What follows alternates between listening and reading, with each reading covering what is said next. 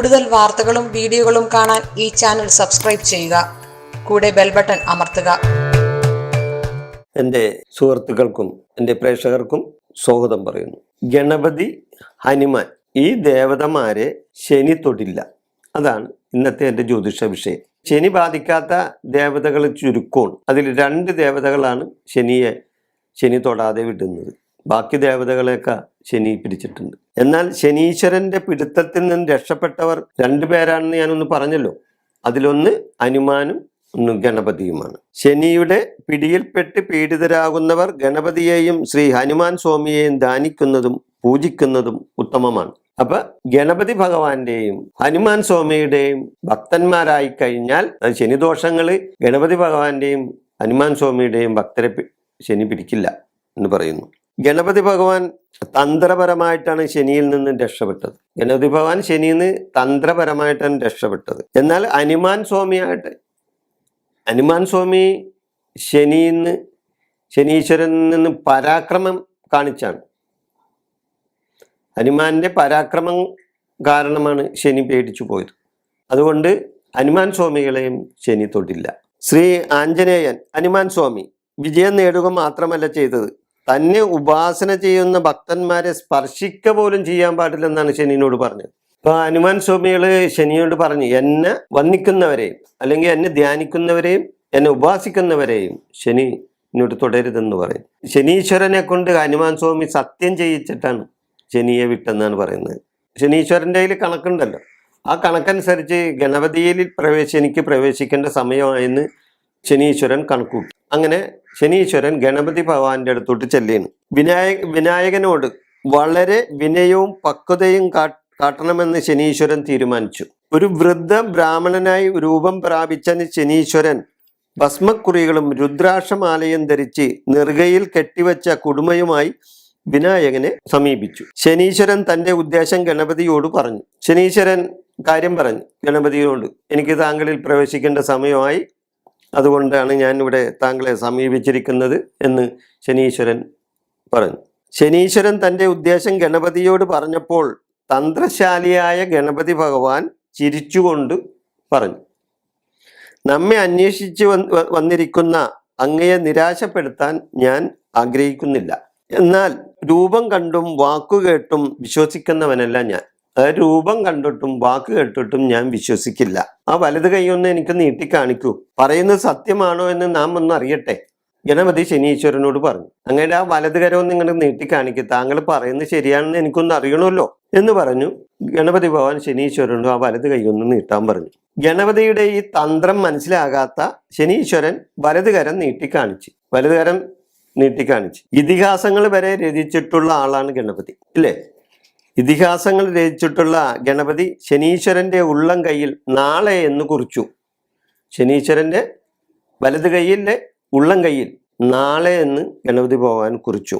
തൻ്റെ കൈ നോക്കിയ ശനീശ്വരൻ നാളെ എന്ന് വായിച്ചു. ശനി തൻ്റെ കയ്യിലോട്ട് നോക്കിയപ്പോൾ അവിടെ ഗണപതി ഭഗവാൻ എഴുതിയിരിക്കുന്നത് നാളെ എന്നാണ്.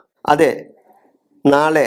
ഗണപതി പുഞ്ചിരിച്ചുകൊണ്ട് പറഞ്ഞു, നാളെ അങ്ങ് വന്ന് എന്നിൽ പ്രവേശിച്ചോളൂ, നാളെ അങ്ങ് വന്ന് എന്നിൽ പ്രവേശിച്ചോളൂ.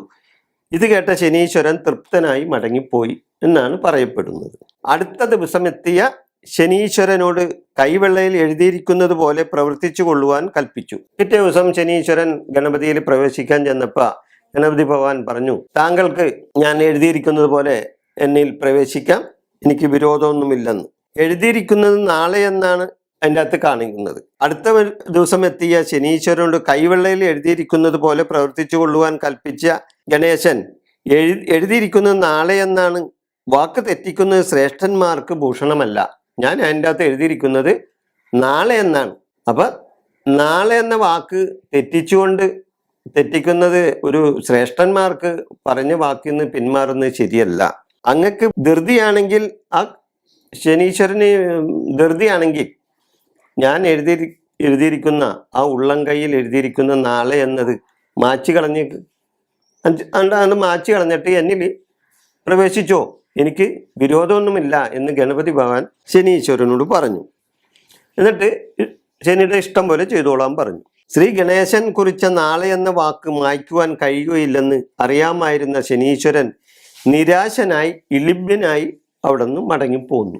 അപ്പൊ വളരെ വളരെ നല്ല ഇതിഹാസങ്ങൾ വരെ രചിച്ച ഗണപതി ഭഗവാൻ കുറിച്ച ആ വാക്കുകൾ തൻ്റെ കയ്യിൽ നിന്നും മാറ്റി കളയാൻ ശനീശ്വരനാവില്ലെന്ന് ശനീശ്വരൻ അറിയാം. അതുകൊണ്ട് നിരാശനും വളരെ ദുഃഖിതനുമായി, എന്നാൽ ശരിക്ക് ഇളിബിനുമായി അവിടെ നിന്നും മടങ്ങി പോരേണ്ടി വന്നു. ശ്രീ ഗണപതിയുടെ തന്ത്രത്തിൽ കുരുങ്ങിപ്പോയ ശനീശ്വരന്റെ അവസ്ഥ കണ്ട് ശ്രീ ഹനുമാൻ പൊട്ടിച്ചിരിച്ചു.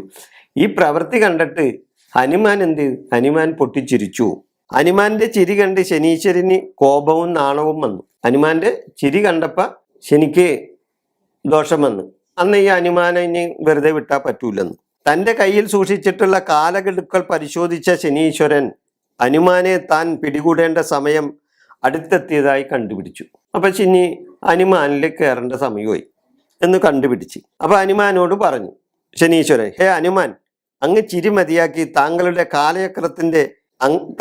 കാലചക്രത്തിൽ ഇതാ നാം പ്രവേശിക്കുകയാണെന്ന് പറഞ്ഞു. അങ്ങയുടെ കാലചക്രത്തിൽ ഈ രാശിയിലേക്ക് താങ്കളുടെ സമയത്തിലേക്ക് ഞാൻ കയറിയാണ്. താങ്കളിൽ ശനി പ്രവേശിക്കുകയാണെന്ന് പറഞ്ഞപ്പോൾ അങ്ങനെയെങ്കിൽ ഇങ്ങടെ അടുത്ത് വരൂ ശനീശ്വര എന്ന് ശനീശ്വരനോട് ഹനുമാൻ പറഞ്ഞു. ശരി, എന്നെ പ്രവേശിച്ചോ, എന്നില്ലേ ഇങ്ങടെ അടുത്ത് വരൂ, എന്നിട്ട് പ്രവേശിച്ചോ എന്ന് ഹനുമാൻ ശനീശ്വരനോട് പറഞ്ഞു. വളരെ അനുനയത്തിലാണ് ശനീശ്വരനോട് പറഞ്ഞത്. അങ്ങനെ ഹനുമാൻ ശനീശ്വരനെ അടുത്ത് വിളിച്ചു നിർത്തി. ആ തത്സമയം ഉഗ്രഭാവത്തോടെ ഒരു വട്ടം ഗർജിച്ച ശ്രീ ഹനുമാൻ ഒരു മഹാമേരു പോലെ അങ്ങോട്ട് വളർന്നു. ഒരു മഹാമേരു പോലെ അങ്ങാട് ആകാശം മുട്ടേ അങ്ങോട്ട് വളർന്നു നിന്നു. ശനീശ്വരന്റെ ഉച്ചിത്തലയിലെ കുടുമയിൽ കയറി പിടിച്ചു. ശനീശ്വരന്റെ ഉച്ചിയിലെ കുടുമയിൽ കയറി ഈ ആകാശത്തോളം വളർന്ന ഹനുമാൻ ഉച്ചിയിൽ പിടിച്ച് ശനീശ്വരനെ വളരെ ലാഘവത്തോടു കൂടി പൊക്കി പിടിച്ചു. ഭൂമിയിലും ആകാശത്തിലും ഇല്ലാതെ ശനി വട്ടം കറങ്ങി. ശനിയെ പിടിച്ച് വട്ടം കറക്കി. ത്രിശങ്കുവിനെ പോലെ ശനീശ്വരൻ ഹനുമാന്റെ കയ്യിൽ കിടന്ന് ഊഞ്ഞാലാടി. അങ്ങാട് ശരിക്ക് കിടന്ന് ഊഞ്ഞാലാടിച്ച് ശനീശ്വരനെ ഹനുമാൻ. കൊടുങ്കാറ്റിൽപ്പെട്ട കരിയില പോലെ ശനീശ്വരൻ ആടി അമ്പരത്തിൽ പറന്നു. വേദന കൊണ്ട് പിടഞ്ഞ ശനീശ്വരൻ അയ്യോ രക്ഷിക്കണേ എന്ന് നിലവിളിച്ചു. വേദന കൊണ്ട് പൊളഞ്ഞ ശനീശ്വരൻ എന്നെ രക്ഷിക്കുക, ആരെങ്കിലും എന്നെ രക്ഷിക്കുമെന്നും പറഞ്ഞ് കരഞ്ഞു. അപ്പോൾ ഹനുമാൻ പറഞ്ഞു, ധൃതിപ്പെടാതെ ശനീശ്വര, എന്നെയും ഗണപതിയെയും പിടികൂടുകയില്ലെന്ന് മാത്രം സമ്മതിച്ചാൽ പോരാ, ഞങ്ങളെ ആരാധിക്കുന്ന ഭക്തരെയും പിടികൂടുകയില്ലെന്ന് സത്യം ചെയ്താൽ അങ്ങയെ മോചിപ്പിക്കുന്നതിൽ നമുക്ക് വിരോധമില്ല എന്തു പറയുന്നു എന്ന് ശനീശ്വരനോട് ചോദിച്ചു.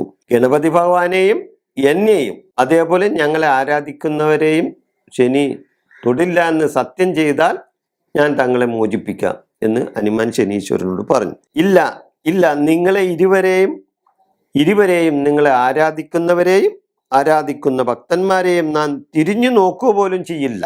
ദയവായി എന്നെ ഭൂമിയിൽ നിർത്തൂ എന്ന് ശനീശ്വരൻ ഹനുമാൻ സ്വാമിയോട് യാചിച്ചു. സത്യം ചെയ്ത ശനീശ്വരൻ ഹനുമാന്റെ പിടിയിൽ നിന്നും പ്രാണനും കൊണ്ട് ഓടി രക്ഷപ്പെട്ടു എന്നാണ് പറയുന്നത്.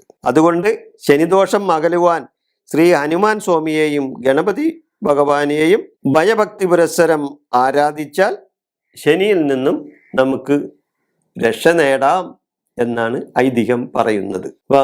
ശനി ഹനുമാൻ സ്വാമിയെയും ഗണപതി ഭഗവാനെയും ശനി തൊടില്ല, അതിൻ്റെ ഭക്തന്മാരെയും ശനി തൊടില്ല എന്ന എൻ്റെ ഈ ജ്യോതിഷ വിഷയം ഞാനിവിടെ അവസാനിപ്പിക്കുന്നു.